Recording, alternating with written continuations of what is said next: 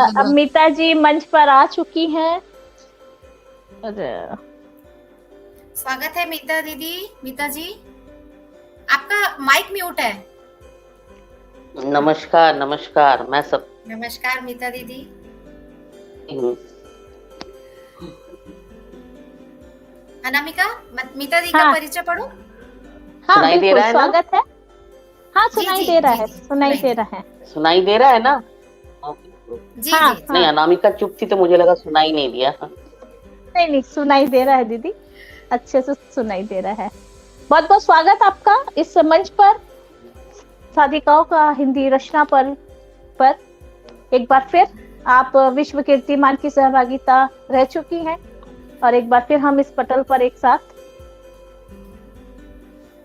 रश्मि मीता आप दी परिचय। मीता दीदी वैसे तो किसी परिचय की मोहताज नहीं है, काफी वरिष्ठ रचनाकार हैं। हाँ, फिर भी जो नए लोग हैं उनके लिए, वरिष्ठ रचनाकार मीता दास जी 12 जुलाई सन 1961 में जन्मी हैं और उन्होंने जबलपुर से बीएससी की उपाधि प्राप्त की है। हिंदी एवं बांग्ला भाषा में कविता एवं कहानी लेखन आप करती रही हैं। विभिन्न विषयों पर आपके लेख प्रकाशित हो चुके हैं। आप हिंदी एवं बांग्ला भाषा में अनुवादक के रूप में पहचान रखती हैं। आप संपादन का कार्य भी कर चुकी हैं। आपके प्रकाशित ग्रंथ है अंतर्मम, जो एक काव्य संग्रह है और यह बांग्ला भाषा में प्रकाशित हो चुका है। आपने हिंदी से बांग्ला एवं बांग्ला से हिंदी में कई प्रतिष्ठित रचनाकारों की रचनाओं का अनुवाद किया है। इसमें बांग्ला भाषा के प्रतिष्ठित साहित्य अकादमी पुरस्कार से सम्मानित कवि नवरुण भट्टाचार्य जी की कविताओं का आपने अनुवाद किया है। इसी क्रम में जोगेन चौधरी जी की भी रचनाओं का अनुवाद आप कर चुकी हैं और दूरदर्शन एवं आकाशवाणी रायपुर से कविताओं का प्रसारण आपका किया जा चुका है। हिंदी एवं बांग्ला कहानी एवं कविताओं का निरंतर लेखन जारी है आपका। साथ ही रेखांकन का प्रकाशन एवं संपादन भी आपने संपन्न किया है। कई राष्ट्रीय एवं अंतर्राष्ट्रीय पत्र पत्रिकाओं और समाचार पत्रों में आपने लेखन कार्य किया है। खूबचंद बघेल सम्मान से आप सम्मानित हो चुकी हैं। राष्ट्रभाषा प्रचार प्रसार समिति से महात्मा गांधी सम्मान, बांग्ला में कवि रविंद्र सूर सम्मान, प्रेमचंद अगासदिया सम्मान से आप नवाजी जा चुकी हैं और अभी आप छत्तीसगढ़ जन संस्कृति मंच से के अध्यक्ष के रूप में कार्यरत हैं। साथ ही आप बंगीय साहित्य संस्था भिलाई शाखा की संरक्षक भी के रूप में भी कार्य कर रही हैं। बिल्कुल मीता जी, आपका मैं बहुत बहुत स्वागत करती हूँ इस पटल पर। आप अपनी रचनाओं के साथ कार्यक्रम आगे बढ़ाएं। ये हम लोगों का सौभाग्य है, ये हम लोगों का सौभाग्य है कि मीता दी छत्तीसगढ़ की गौरव हैं और छत्तीसगढ़ के साथ साथ देश का नाम रोशन कर रही हैं और एक महत्वपूर्ण काम जो अनुवादक का है, क्योंकि एक अनुवादक का जो काम होता है उससे हम दूसरी भाषाओं की रचनाओं को भी पढ़ पाते हैं और ये एक सेतु का काम करती है दो भाषाओं के बीच में। तो इस सेतु को हमारे लिए उपलब्ध कराने के लिए अनुवादक के रूप में भी मैं मीता दीदी का बहुत बहुत स्वागत करती हूँ और उनका अभिनंदन भी करती हूँ और आज उनकी रचनाओं का हम यहाँ आनंद लेते हैं। दी, आपका स्वागत है।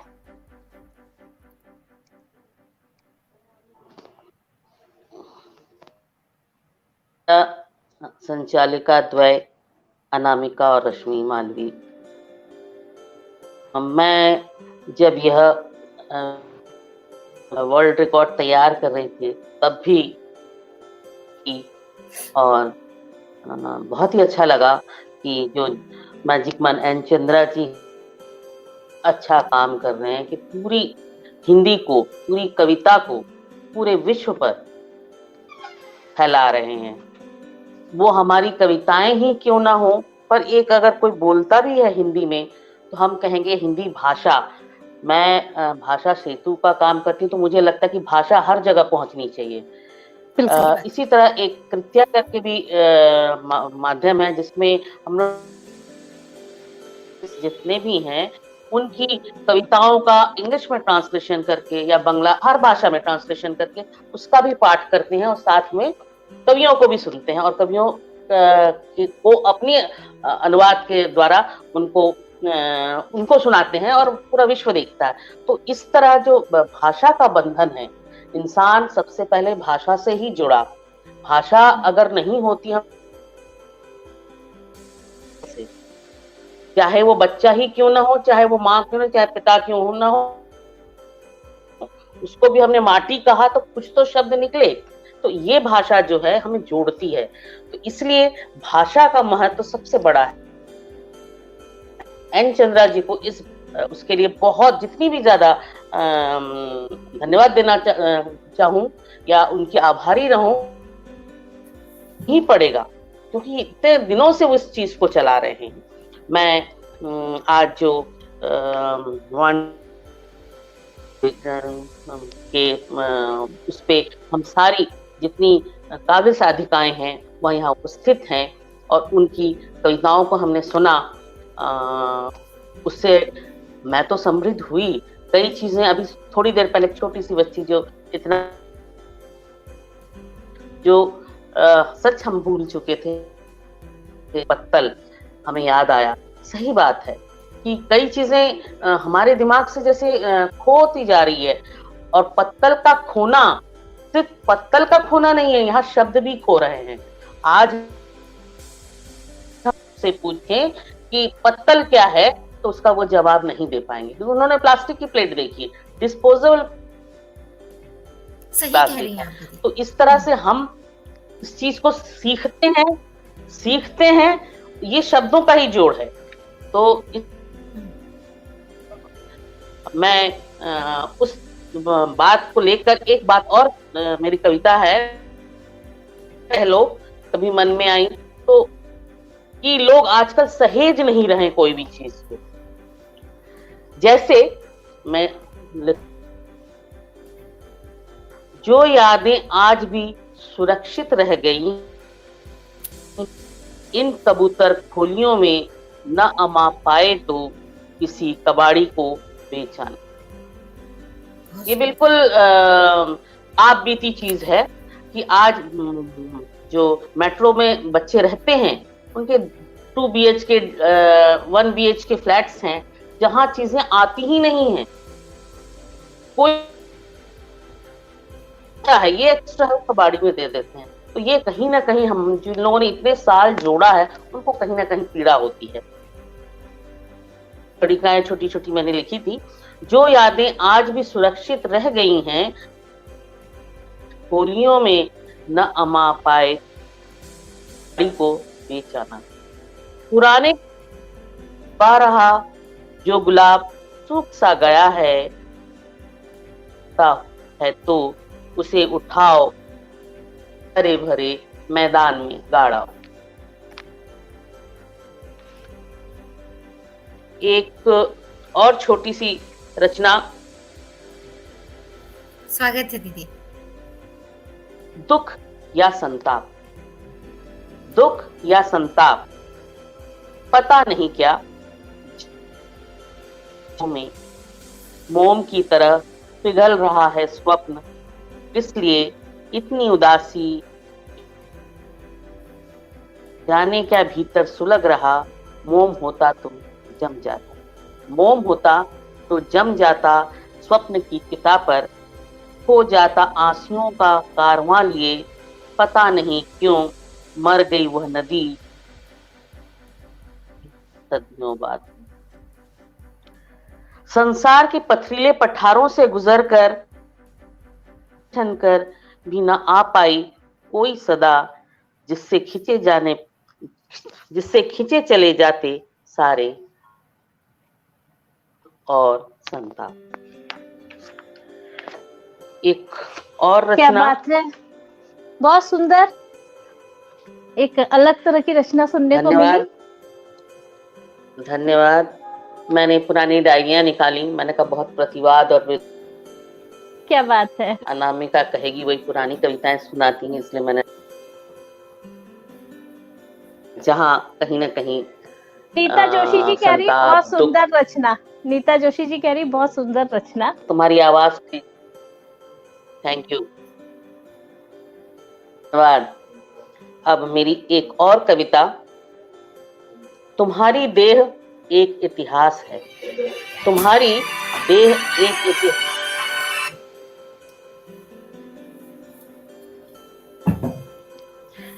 तुम्हारी देह एक इतिहास है जिस पर पड़ती थी सबकी नजर, और अब एक पुरातत्वविद रहा है तुम्हारे अंग प्रत्यंग। तुम्हारी देह एक इतिहास है जिस पर पड़ती थी सबकी नजर, और अब एक पुरातत्वविद कुरेद रहा है अंग प्रत्यंग, और वह रिसर्च स्कॉलर जर्जर पन्ने खोले बैठा है इतिहास के। और वह रिसर्च स्कॉलर जर्जर पन्ने खोल कर बैठा है इतिहास। मिलेगा उसे कोई सूत्र, उसे कोई सूत्र तुम्हारी देह के सूक्ष्म विवरणों में उलझ जाएगा।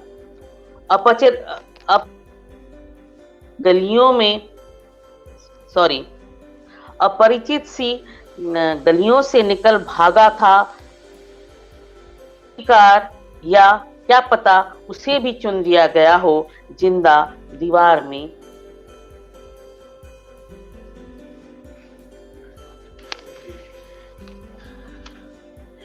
एक सुनाई दे रहा है मेरे? हाँ बिल्कुल बिल्कुल सुनाई दे हेलो? रहा है, बिल्कुल सुनाई दे रहा है, सुनाई दे रहा है। कोई दिखाई सुनाई नहीं दे दे रहा रहे थे मैम, ठीक है। नहीं नहीं सुनाई दे रहा है, सुनाई दे रहा है। ही है जीवन। अगली कविता, धुन ही है जीवन।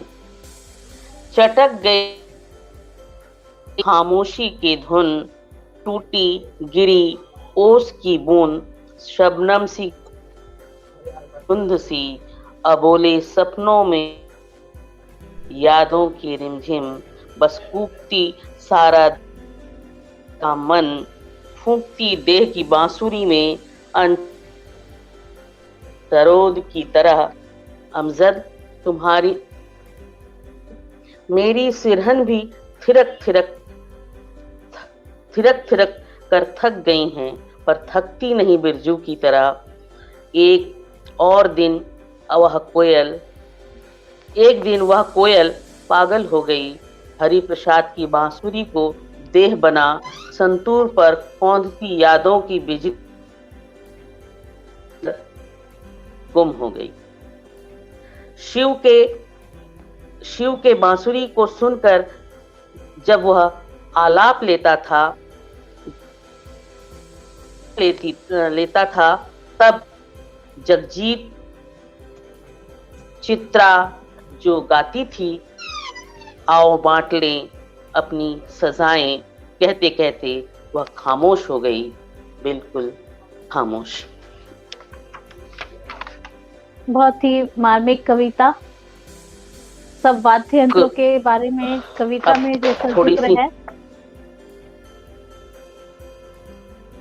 आपकी आवाज रुक रुक के आ रही है। हाँ, अब एक मैं इसीलिए सोच रही थी कि कुछ ऐसा लग रहा था मुझे कि क्या बीच बीच में आवाज कट जा रही है आपकी। हाँ, बीच बीच में आवाज कट रही है आपकी। क्या हो गया? आपको हमारी आवाज आ रही है मीता दी? आपको हमारी आवाज आ रही है?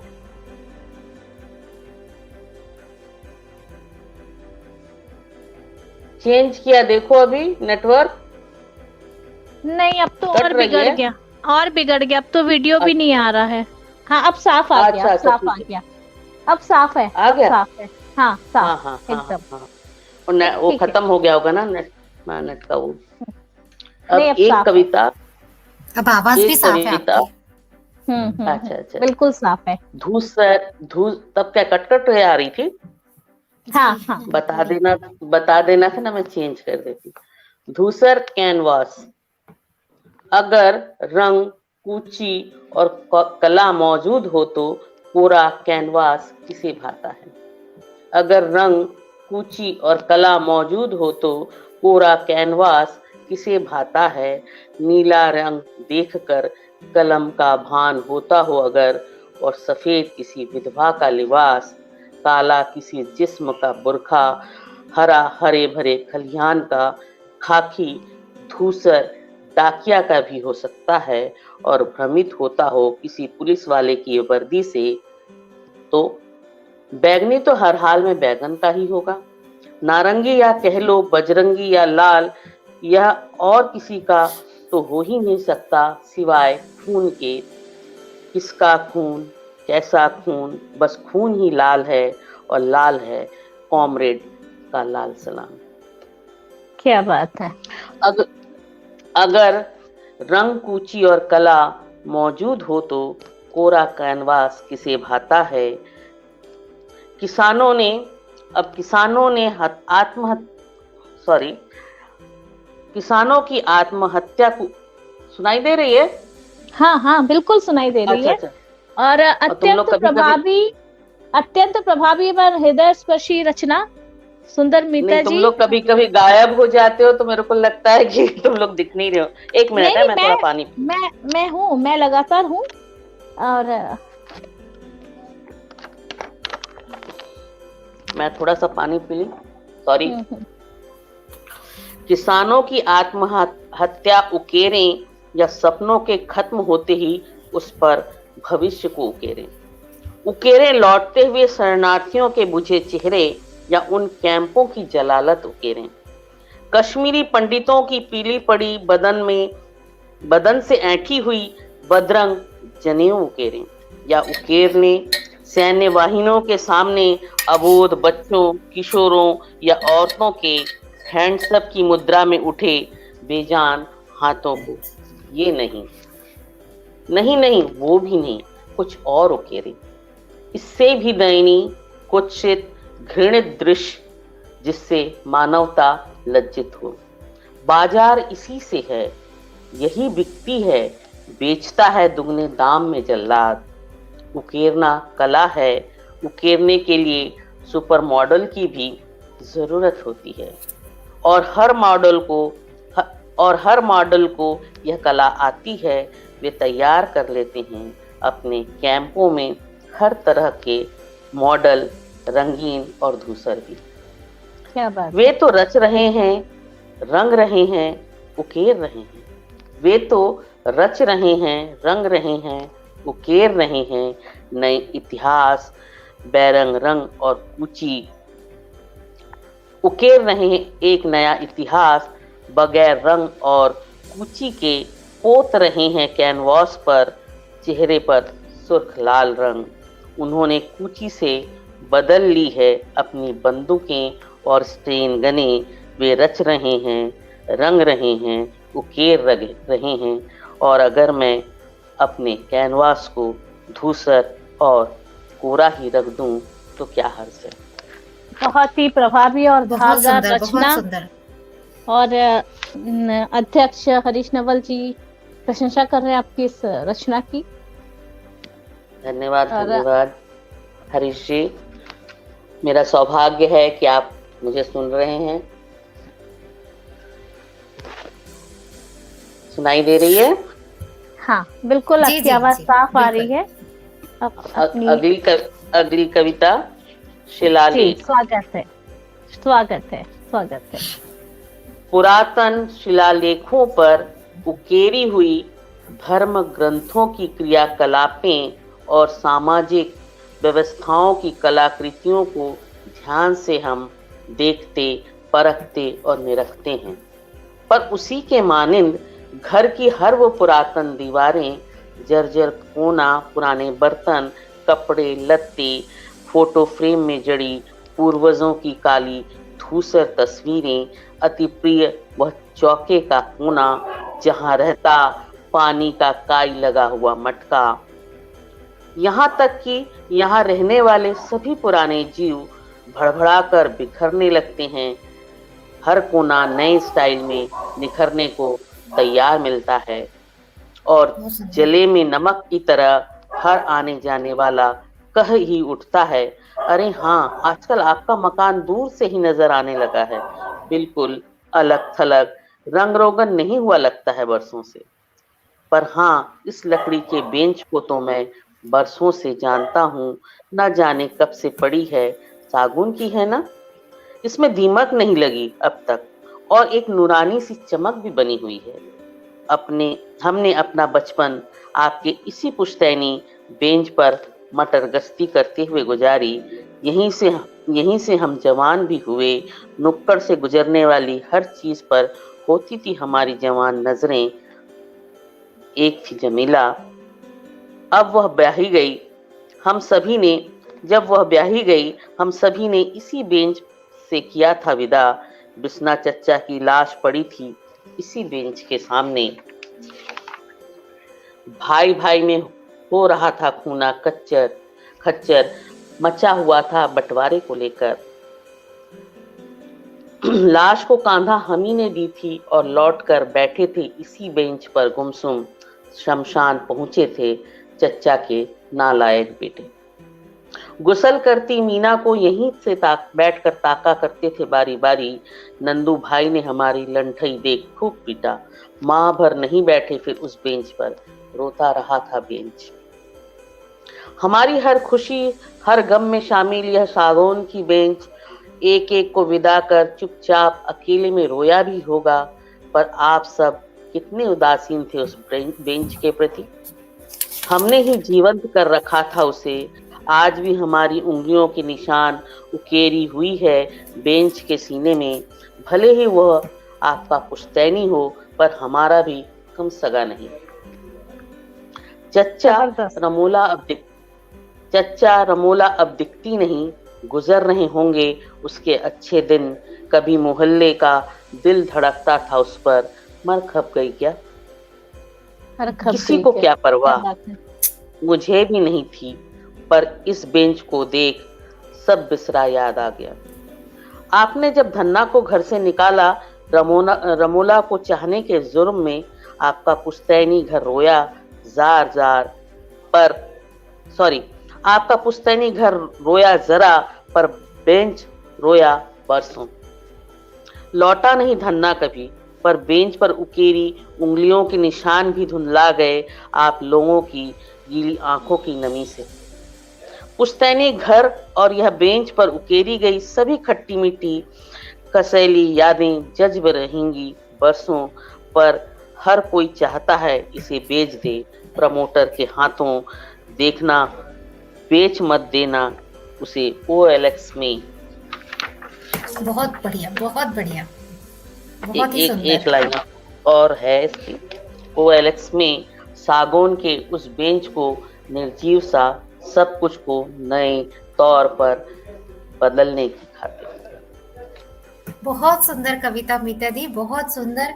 इतना सजीव चित्रण था इस कविता का कि मैं वो सब बेंच और वो जो आप नाम ले रही थी वो और वो उन सब में ऐसा लग रहा था जैसे पिक्चर चल रही है मेरे सामने। बहुत ही सुंदर। धन्यवाद। बिल्कुल बिल्कुल सच कहा रश्मि। और बहुत अलग तरह की कविताएं हैं, बहुत गूढ़ कविताएं हैं। मीता दी बहुत सामाजिक सरोकार से ओतप्रोत कविताएं लिखती हैं और ऐसा लगता है वाकई में ये हमारे घर के पास पड़ोस में हो रहा हो शायद ऐसा। बहुत सुंदर सजीव चित्रण किया मीता दी। बहुत बहुत धन्यवाद। मीता दीदी, नीलू मिश्रा जी आपसे पूछ रही हैं कि वहाँ ठंड नहीं है क्या?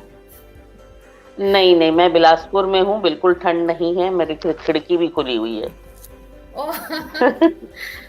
वैसे भी मुझे थोड़ी गर्मी लगती है। हाँ, अच्छा। नहीं, मुझे थोड़ी गर्मी लगती भी है और सच में ठंड नहीं जी। हाँ, और इतनी गरम कविता ठंड में लिखी भी नहीं जाएगी। बहुत सुंदर बात। हाँ, तो ठिठुर जाएंगे। बिल्कुल। यहाँ पर अभी मैं रायपुर होकर आई हूँ तो वहाँ पर भी गर्मी थी। यहाँ तो आज तो भी मौसम थोड़ा सा अलग टाइप का है। और लेकिन कल रात वैसे बारिश हुई थी थोड़ी सी। हमारे यहाँ भी हुई है और ठंड काफी अच्छी हो गई है। मैं इसलिए सब दरवाजे खिड़कियां बंद करके बैठी हूँ। मुझे आपसे उल्टा बहुत ज्यादा ठंड लगती है। अच्छा। जी। और हम समय तो है, कुछ पढ़ूं जी कि जी समय है कि खत्म? जी नहीं जी नहीं, आप अभी अपनी है, आप रचना, पढ़िए। अभी है आपका समय आप आपके पास, हाँ आपके पास अभी समय है? है अभी। अच्छा अच्छा, हाँ, एक तो मैं रचना अगली पढ़ कविता सकते हो आप। पढ़ती हूँ। चूल्हा। कोयला या लकड़ी के बिना बेकार है चूल्हा। कोयला या लकड़ी के बिना बेकार है चूल्हा। और गैस, गैस के हम लायक ही नहीं। पर क्या देगची के बिना संपन्न है चूल्हा? देगची में सिर्फ पानी का खदबदाना ही काफी नहीं है। कोयला मिल भी जाए रेलवे ट्रैक के करीब, और अधजली गली लकड़ी चुन भी लाए हम मुक्ति धाम से या विसर्जित प्रतिमाओं से खींच, और देगची भर पानी भी ले आए बसाते जलकुंभियों से पटे तालाब पोखर से। पर चूल्हे के जलते ही खदबदाता है पानी देग में, जल उठता है घर का पेट, खदबदाते हैं चूहे पानी में अदृश्य हो, सांसें रुक जाती हैं चूल्हे को जलता देख। बहुत सुंदर। एक अगली कविता, ये भ्रांति। भ्रांति, बहुत सुंदर शीर्षक। धुंधलाया सा प्रकाश नाचने लगता है मजदूरों की बस्ती के पलस्तर झड़े दीवारों और छतों पर। धूसर आंखों में उतरती है आहिस्ते धीरे धीरे गंधौती, सिर्फ चिमनी का धुआं और कोयला खान के गैस चैम्बरों की तीव्रता से दम बंद होते फेफड़ों से आती आवाजें, और पूरे घर में गूंज उठता कफ का घड़-घड़ शब्द। घर के जलती ढिबरी का गोलाकार जगह जगह चटके पलस्तर वाले छत पर हो जाता स्थिर। धुंधलाई रंधौती वाली आंखें होती है भ्रमित, उसे लगता है आज है पूर्णिमा। क्या कोई उसे बताएगा कि आज अमावस है?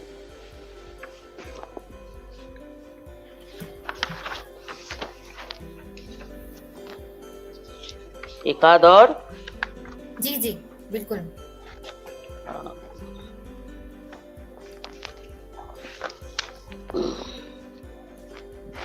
द्रोण शिष्य।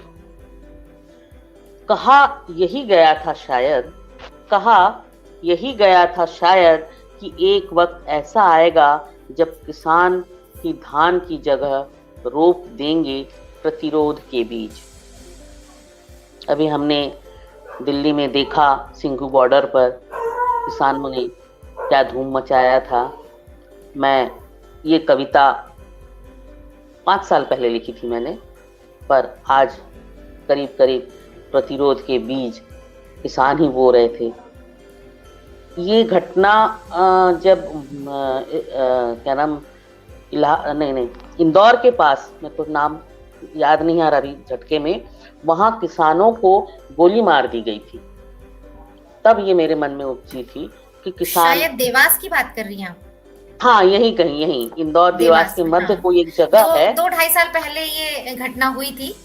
नहीं 2-2.5 साल को तो कोरोना हो गया, ये कम से कम 4-5 साल हो गया ये। अच्छा, हाँ, वहां पे तब राहुल गांधी गए थे तो उस पर भी विवाद हुआ था। हाँ, उसको 4-5 साल हो गए। हाँ, ये देवास और भोपाल और इंदौर के बीच जो देवास हाँ, है, यही वहाँ ये घटना हुई। हाँ जी, ये घटना हुई।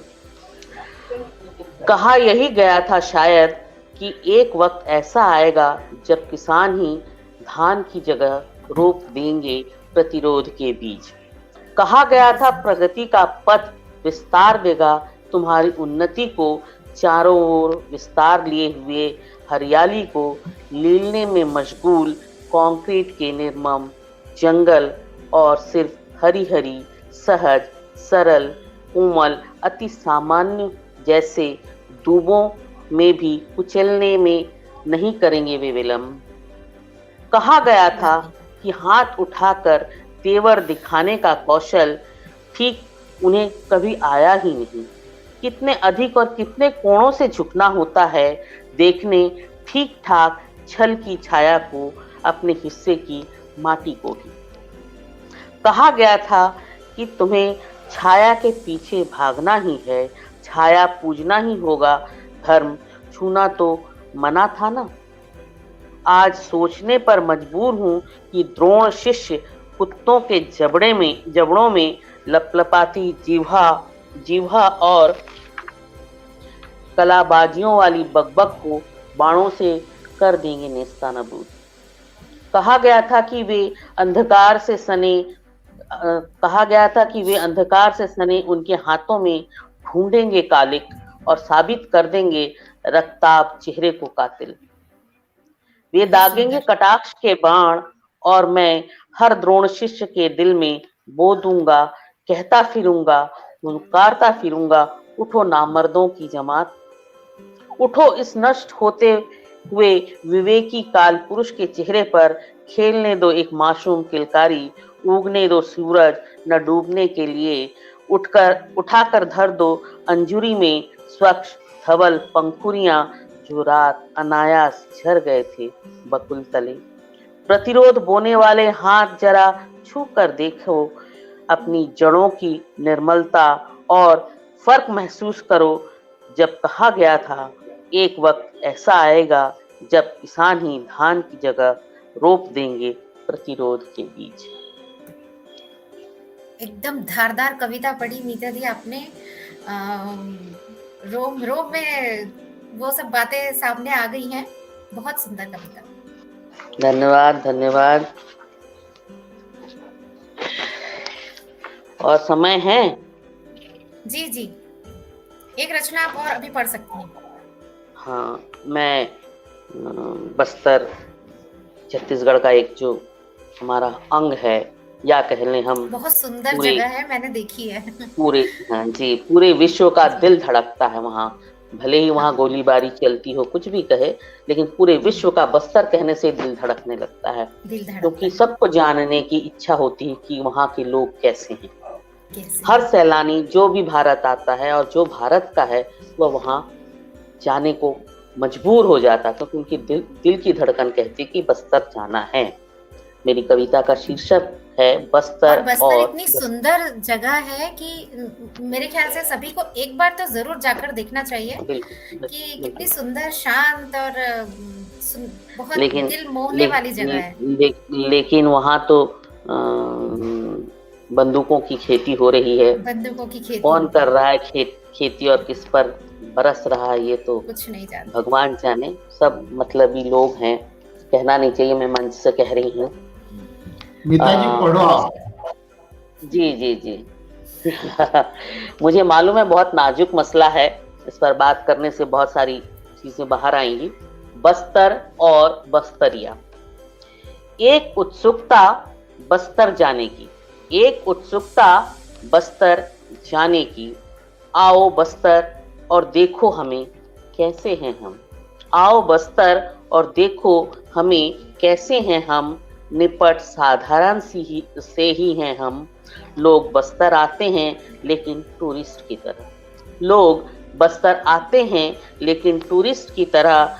हम कोई अजायब घर के जंतु तो नहीं, न ही हमारा बस्तर कोई अजायब घर। क्या देखने आते हो? क्या तुम्हें लगता है कि कैसे होंगे हम? क्या हम सुंदर हैं या देखने आते हो हमारे खुले स्तन, मुंह मारते दुधमुहों को, या खुले स्तनों से झांकती ममता? हमारा रहन सहन, उठना बैठना सभी तो पहुंच गए हैं तुम्हारे बैठक खानों में। बड़े ही गर्वीले स्वर होते हैं तुम लोगों के जब आधे अधूरे जानकारियों के साथ करते हो घोटुल पर बहस। तुम्हें क्या लगता है? तुम्हें क्या लगता है? क्या हमारे घर द्वार सुंदर हैं? बहुतों के तो घर ही नहीं है, बहुतों के तो घर ही नहीं है। विस्तृत आकाश ही फैला है, साथ ही विस्तृत जंगल भी। हमारा मुंह फाड़ कर हंसना बुरा लगता है तुम्हें। हमारी हंसी में शालीनता नहीं, हमारा ताली बजाकर ठहाका लगाना कानों को शोर लगता है।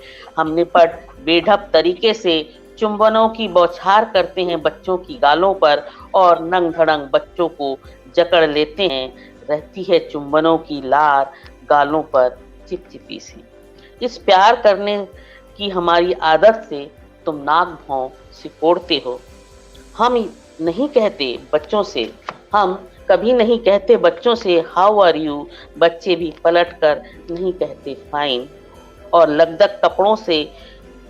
लगदग कपड़ों में लिपटे हमारे बच्चे साबुन की टिकिया से नहीं फिसलते अर्दली आयाओं की गोद में। हमारे बच्चे नाक सिनकते कान बहाते कूद पड़ते हैं गंदे पोखरों में छपाक की आवाज के साथ। तुम और तुम आयरन, कोयला, मैग्नीज, बॉक्साइट, डोलोमाइट और खनिज के बहाने झांकते हो हमारे घरों में। घर की गीली दीवारों और छतों पर लगाते हो सेंध, झांकते हो हमारे चूल्हे में, झोंकते हो हमारे चूल्हे में अपनी काट, भूनते हो हमारा हाड़ मांस और चिचोड़ते हो हमारी गृहस्थी। और कभी हमारी देह ढो रहा होता है तुम्हारा मैल और कभी ढो रहा होता है तुम्हारी वासना। तुम नहीं आते कभी बस्तरिया बन। तुम आते हो देखने उघड़े स्तन जिसे भूख ने बना दिया बंजर खेत। बहुत सुंदर, रोंगटे खड़े बहुत ही कर देने वाली जबरदस्त। कविता मीता दी। धन्यवाद। और मैं पहली बार सुन रही हूँ देखिए एक ऐसी कविता, बहुत ही मतलब बोलना चाहिए बोल्ड, साहसिक कविता। नहीं, हिंदी में बोलूंगी, साहसिक कविता है। जल्दी बहुत लोग पुरानी कविता। अपनी बातों को कहने से डरते हैं इस तरह से खुलकर, और आपने बड़ी साहस के साथ इस कविता को बहुत ही मतलब बिंदास प्रस्तुत किया। और 10-12 साल पुरानी कविता है। ये कविता ऐसी है, ये कभी पुरानी नहीं होती है। हमारी समाज की जो स्त्रियों की व्यथा है और जो सामाजिक कुरीतियां हैं या कुदृष्टि है, अगर उस नजरिए से हम देखें तो ये कविता कभी पुरानी होती नहीं। ये हमेशा वर्तमान में बनी रहती है। बहुत अच्छी कविता। ऐसा लगता है जो 10 साल पहले हो रहा था वो आज भी कायम है और है ही कायम। हमें आशा करनी चाहिए लेकिन अगले 10 सालों में ये ना दिखे कि हमें ऐसी कविता लिखने की जरूरत ना पड़े। हम ऐसी कामना करते कि हमें ऐसी कविता लिखने की, इतना साहस करने की जरूरत ना पड़े। हम ऐसे साहस की कामना नहीं करते हैं। ऐसी कविता हम अतीत में जाके इस कविता को लिखें कि ऐसा हुआ करता था पहले, अब नहीं होता। बिल्कुल। तथास्तु, ऐसा ही हो। तथास्तु। ऐसा ही हो। खत्म हो गया समय की है। अभी जोशी जी बताएंगे हमें। समय खत्म हुआ है। समय समाप्त हुआ है और हमारी बहुत धन्यवाद मंच को, बहुत धन्यवाद जिन्होंने अभी तक मुझे सुना। हरीश जी भी सुन रहे थे और दोनों संचालक द्वय को मैं बहुत आशीर्वाद देना चाहूंगी कि इसी तरह का कार्यक्रम और संचालन आप लोग करें मुस्कुराते हुए। और नरेश जी तो वैसे ही तारीफ के काबिल हैं।